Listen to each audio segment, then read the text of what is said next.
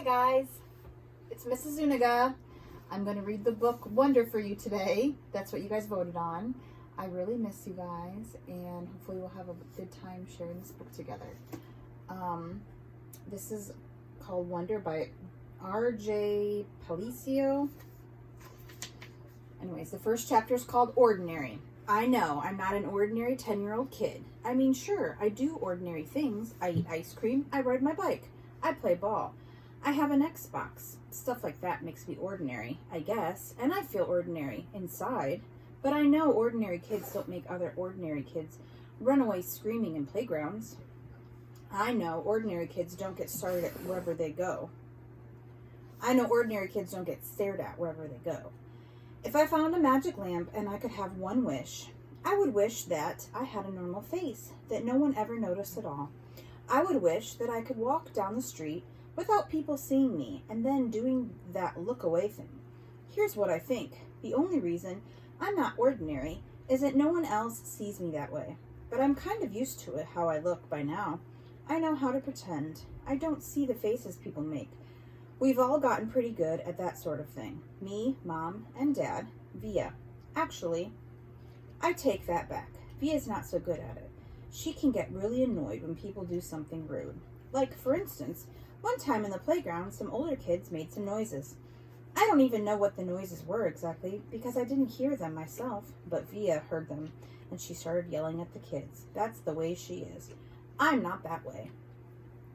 Via doesn't see me as ordinary. She says she does, but if I were ordinary, she wouldn't feel like she needed to protect me as much. And Mom and Dad don't see me as ordinary either. They see me as extraordinary. I think the only person in the world who realizes how ordinary I am is me. My name is August. By the way, I won't describe what I look like. Whatever you're thinking, it's probably worse. Why I didn't go to school. Next week, I start 5th grade. Since I've never been to a real school before, I'm pretty much totally and completely petrified. That means scared.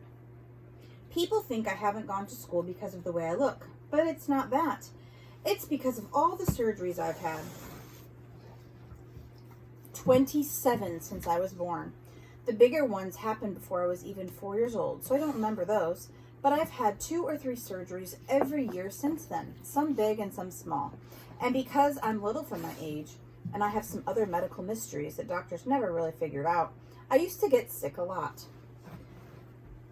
That's why my parents decided it was better if I didn't go to school. I'm much stronger now, though. The last surgery I had was 8 months ago, and I probably won't have to have any more for another couple of years. Mom homeschools me. She used to be a children's book illustrator. She draws really great fairies and mermaids. Her boy stuff isn't so hot though. She once tried to draw me a Darth Vader, but it ended up looking like some weird mushroom-shaped robot. I haven't seen her draw anything in a long time. I think she's too busy taking care of me and Vi. I can't say I always wanted to go to school, because that wouldn't be exactly true.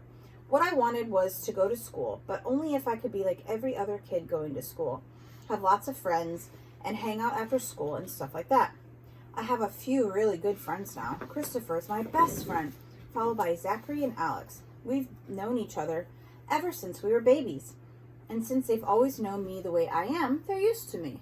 When we were little, we used to have play dates all the time, but then Christopher moved to Bridgeport in Connecticut. That's more than an hour away from where I live in North River Heights, which is at the top tip of Manhattan. It's in New York City. And Zachary and Alex started going to school. It's funny, even though Christopher's the one who moved far away, I still see him more than I see Zachary and Alex. They have all these new friends now. If we bump into each other on the street, they'll still notice me. They're still nice to me, though. They always say hello.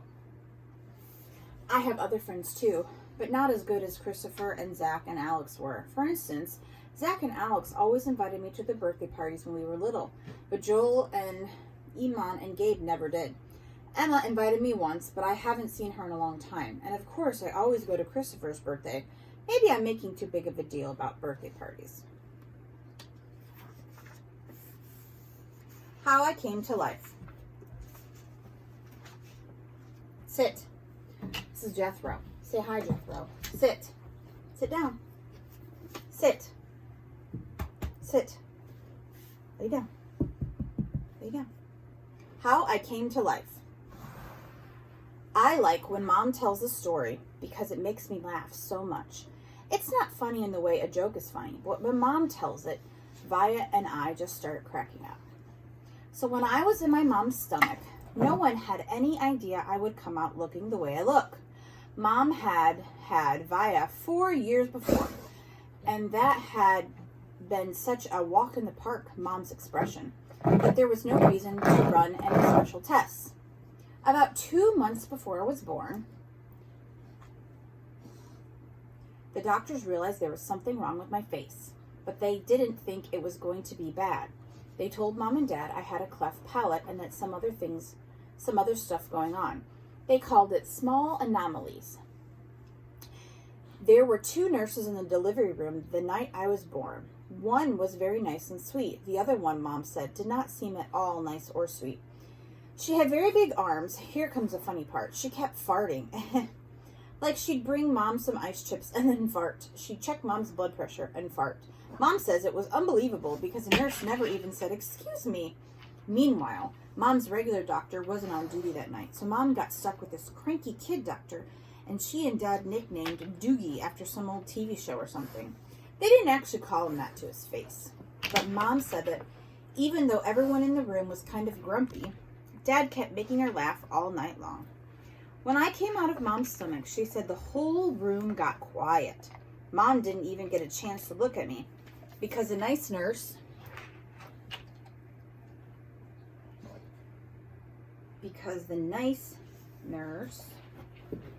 immediately rushed me out of the room. Dad was in such a hurry to follow her that he dropped the video camera, which broke into a million pieces. And then Mom got very upset and tried to get out of bed to see where they were going. But the farting noise nurse put her very big arms on Mom to keep her down in the bed. They were practically fighting because Mom was hysterical, and the farting nurse was yelling at her to stay calm. But then they had both started screaming for the doctor. But guess what? He had fainted right there on the floor. So when the farting nurse saw that he had fainted, she started pushing him with her foot to get him to wake up, yelling at him the whole time. "What kind of doctor are you? What kind of doctor are you? Get up, get up."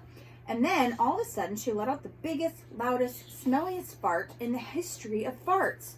Mom thinks it was actually the fart that finally woke the doctor up. Anyways, when Mom tells the story, she acts out all the parts, including the farting noises. It is so funny. Mom says the farting nurse turned out to be a very nice woman. She stayed with Mom the whole time, didn't leave her side, even after Dad came back and the doctors told him how sick I was. Mom remembers exactly what the nurse whispered in her ear when the doctor told her I probably wouldn't live through the night. Sit down. Jethro, sit down. Lay down. Lay down.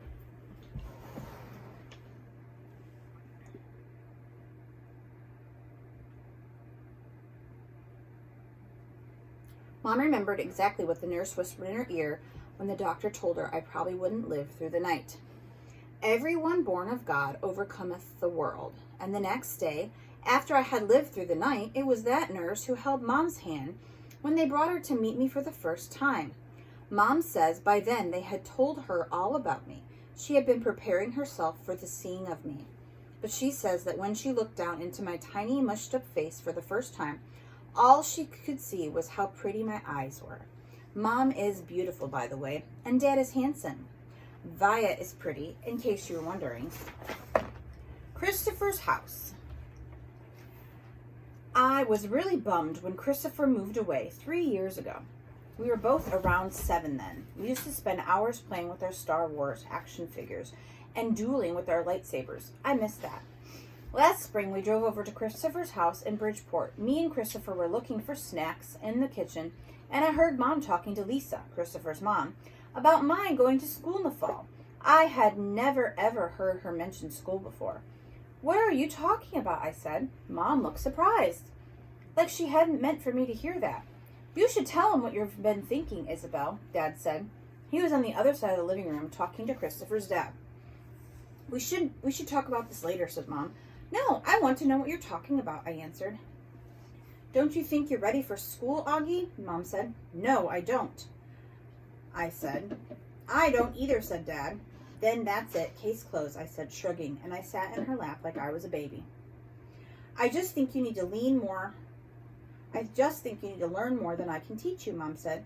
I mean, come on, Augie, you know how bad I am at fractions. What school? I said. I already felt like crying. Beecher Prep, right by us. Wow, that's a great school, Augie, said Lisa, patting my knee. Why not Via's school, I said. That's too big, Mom answered. I don't think that would be a good fit for you. I don't want to, I said. I admit I made my voice sound a little babyish. You don't have to do anything you don't want to do, Dad said, coming over and lifting me out of Mom's lap. He carried me over to sit on his lap on the other side of the sofa. We won't make you do anything you don't want to do. But it would be good for him, Nate, Mom said. Not if he doesn't want to, answered Dad, looking at me. Not if he's not ready. I saw Mom looking at Lisa, who reached over and squeezed her hand. You guys will figure it out, she said to Mom. You always have. Just let's talk about it later, said Mom. I could tell she and Dad were going to get in a fight about it. I wanted Dad to win the fight, though part of me knew Mom was right, and the truth is she really was terrible at fractions. Jethro. Probably shouldn't record a video with your dog. Okay, I think we're going to stop there. So I'm going to ask you guys 5 questions. So the name of the book is Wonder. And his name, what's the main character's name? What's the little boy's name that's telling the story? That's question number 1. Question number 2 is how old is he? Question number 3 is what city does he live in, or where does he live? Question number 4, what's his sister's name? And question number 5, why didn't he go to school? So let me do the questions one more time. What's the name of the little boy that's the name of the story, the character?